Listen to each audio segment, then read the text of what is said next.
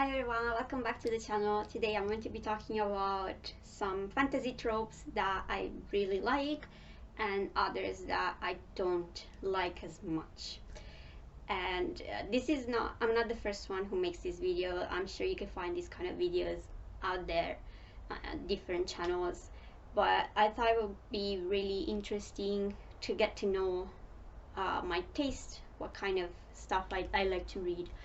And yeah, it's mostly going to be fantasy tropes, but I will have a little bit of romance tropes as well because I do read YA fantasy, which has a lot of romance in it. So let's start with what is a trope. And again, there are other channels who talk about this, and I'm sure they can explain a lot better than I can. A trope is a device you use when you write a story or any kind of narration. So it's not just books, it's also movies, theater, short stories, TV shows, and more. And they're usually very recognizable, which makes them sometimes easy to overuse, which is why I feel like sometimes the word trope has a negative connotation, but in fact it's not negative. It's just what you use to write a story, and then it's how you use it that can be good or bad, depending on how you use it. So let's start right away.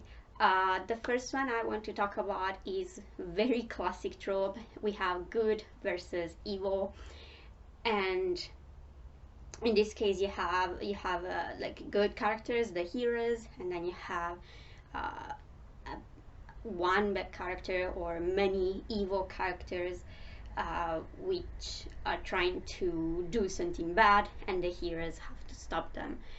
And this can be very clear, so you have a good side and an evil side, or it can be a bit more gray, so maybe the good characters do bad things, the bad characters do good things. It depends, but I do like either way. I don't particularly mind. I know many people like to have more explanations why the bad characters are bad, what happened, or they like morally gray characters a lot, and I do like them too. It's just not what I like the most, or at least it's not the only thing I like. I like also just plain good versus evil. Next on we have one that goes with the good versus evil, and that is the Dark Lord. So in this case, the evil side is a Dark Lord, one person, or it can be a group of people who is very evil, because that's just how the story goes. And they can be different kinds of Dark Lords, but I feel like most fantasy have to do with magic. So the evil side, the Dark Lord side, is always like an evil magician or a witch or that kind of stuff. And again, just like good versus evil, it can be very clear or it can be a bit more gray. So maybe this evil character is has a past, has a backstory that explains why they became evil, or I don't know, their goal is positive, they want to do something good and they're ready to do bad things to reach that goal, or they're just good people in the wrong place at the wrong time, you know. And again, I like either way. I'm of course I appreciate when a story can go a bit deeper, when they can analyze the characters a bit more, but I also don't mind when I have just the evil character because they're evil with no reasons, no explanation at all. I don't really feel like it's a bad thing. And connected to this Dark Lord and the good versus evil trope, we have the chosen one. So in this case, we are with the good side, and you have one character, usually the main character, who is the only one who can defeat the Dark Lord or the evil side. And it's just them. It cannot be anybody else because they're chosen. And usually there's a prophecy or some kind of way to know who this person is. And I feel like this has been used quite a lot, and it is still very much used in YA fantasy. The main character is always the chosen one, with very particular powers that are the only powers who can stop the evil guy.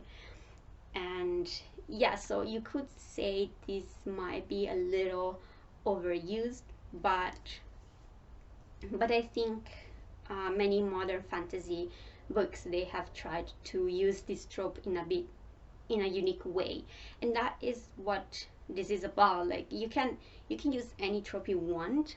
It doesn't matter how many times it's being used. It doesn't matter if it's considered overused. If you put something unique in it, something that other authors haven't done, or maybe few authors have done, it can be better. So it doesn't have to be exactly the same trope with exactly the same elements over and over again. But yeah, definitely this is a little you can see it very often in many fantasy books, especially, as I said, YA. Okay, next one is a trope that I don't like. We have the damsel in distress. So this is a very princess kind of idea. So the woman is in danger. Maybe she's been kidnapped or something similar, and the hero has to save her. And I mean, I'm not a huge fan of this trope because it's very old. Okay, while I was talking, my light just fell. So anyway, this is not a trope that I particularly like because it feels very old style. The idea that women can't do anything by themselves, they're weak and useless, and they need a man to save them. I don't mind if the damsel in distress is a child, because that makes a little more sense, because of course children do need adults to save them. But yeah, if it's just a woman, I'm not really a big fan of this trope. Next one, we have the mentor, and this is a really good trope that I really like. It's the idea that the main character can't defeat the evil characters by themselves. They need someone who is wiser or has more experience to teach them something. And I mean, the best one is probably the wizard who is teaching the younger character how to use magic. And this is again a very classic trope that's been used quite a lot but doesn't get old, in my opinion. It's just always nice to see this kind of relationship between characters. And usually if the main character doesn't have parents, or maybe they are away from their parents and they have a mentor, it feels like their family. So it's just a very warm and sweet trope that I think many people like. I, for one, really love it. So anytime I have this kind of trope, I usually like the book. Next one, we have another trope that I don't particularly like, but in this case, the norm is that I don't like it, but there are some books that I really like that have this trope, and it's hidden royalty, secret hair, that kind of stuff. So when a peasant, someone common, finds out that they are actually a princess or a prince, or they're already kings, and they have to step into this new role. And I honestly don't even know why I don't like this trope. It's just not, I've never liked it. It's just not my kind of story. I don't enjoy it. It's usually boring for me to read this kind of trope, but there are some books that use this trope that I really like, and I'm not going to say it because it's very spoilery, because you know it's hidden royalty. I can't say anything. But yeah, there are some books that use this trope, and they do it in such a unique way that it feels a bit different. And especially I like it when the main character is not the secret here. It's another character, you know, like a support, but they're actually, it's their own story, and then in the background you have this hidden royalty subplot. That's fine. I don't mind that. Okay, next one is one that I really love, and that is a school or academic setting. And I feel like I really love this trope because of Harry Potter.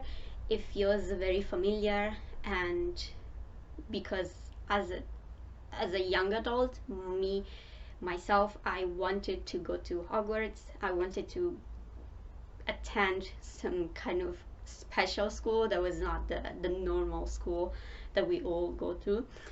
And so whenever I read schools in fantasy, I just feel it's very familiar, and I really like it. I really enjoy it, and it's something that never gets old. Like, I've seen it so many times and I never get tired of it. I feel like nothing can be just like Harry Potter, that you have the actual school year, that they're there every day and stuff happens at school and they go to class, and it's very specific on like all the lessons, all the teachers. I feel like if you have that kind of school setting, it might feel a bit old. Like, I've seen it before, but usually it's just very quick. Usually if you have a big series, they're only at school like in the first book, or not even for the entire first book. So it's usually very quick, but I really, really love it. Next one is one that I really like, is the reluctant hero. So in this case, and it can be together with the chosen one or not. So in this case, the hero, the main character, who has to save the world, they have to kill the bad guys, they don't want to. Maybe because they feel like they can't, or because they don't care, or because it's too much. They just don't want to be the chosen one. They don't want to be the hero. And I feel like this is, I mean, having a hero, main character, who says always like, oh yeah, I want to do this, I want to kill the bad guy, oh, I don't care what happens, I'm going to do everything. I don't know, I feel like I wouldn't like that kind of story. So usually I like when the hero just struggles against what they have to do. The idea of something you have to do against something you want to do is just a very interesting trope when it comes to characters. So it's definitely a trope that you will find with character-driven books, not story, plot-driven books. Okay, and next I'm going to talk about some romance tropes that I like and don't like. And this I usually find in YA novels, but also when I read just plain romance.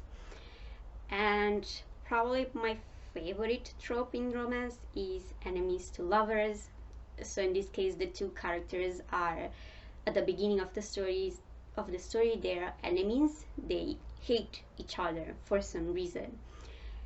And I feel I like this kind of trope because the initial part of the story is usually longer.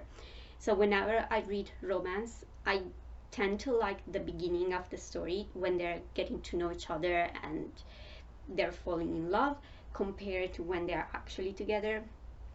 I never like that part. I always just read super quickly because I don't care. I really, really like the beginning. And I feel like with enemies to lovers, it gets a bit longer because at first, they're enemies, and then they have to become friends or allies, and then there's usually some kind of problem for them to be together before they are an actual couple. But yeah, this is definitely my favorite trope in romance, and it's a tricky one because I think for fantasy it's okay. It's easy because they can just be part of two different kingdoms. They can be like a witch and a witch hunter, that kind of stuff. Vampire hunter. But in just normal romance, it's a bit harder because we don't really have enemies like in your normal life. You have people you like, people you don't like, but you don't really have enemies. So I feel like sometimes this tension is a bit forced and rushed. And on the opposite side, we have friends to lovers, and this is not a trope that I really enjoy. Um, I usually just don't read books that have this kind of trope because I know it's not as enjoyable as the enemies. And yeah, in this case, the two characters are already friends. They might be childhood friends, or just they know each other and then they become lovers. The last two tropes are like my least favorite tropes in any kind of book. Like these are tropes that can ruin a book for me. And one of them is soulmates, and the other one is love triangles.